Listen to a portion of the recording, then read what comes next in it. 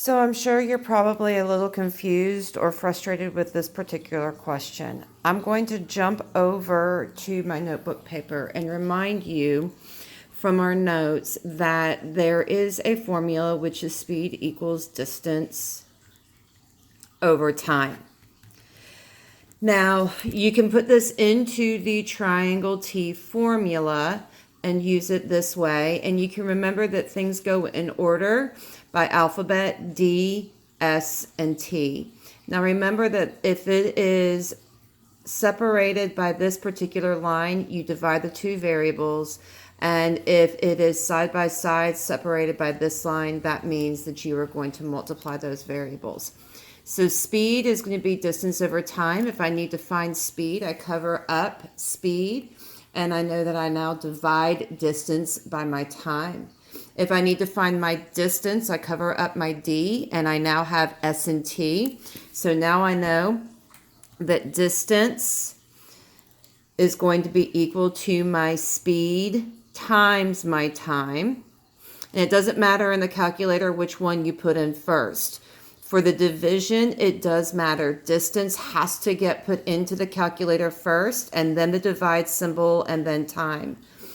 Now, in order to find my time, I would divide distance by speed. So time is going to be distance divided by whatever speed is given to me. So back to this problem, calculating Albert's average speed. I come up here to my graph and I see that Albert ran 100 meters. So that's his distance. So Albert, D is equal to 100 meters. And then I also know from the graph his time. I know that his time is 12 seconds. It tells me that. So T is equal to 12 seconds. When I put that into my triangle T formula, and again, making sure that I have things logged correctly, then I put 100 meters up here and 12 seconds into my time slot.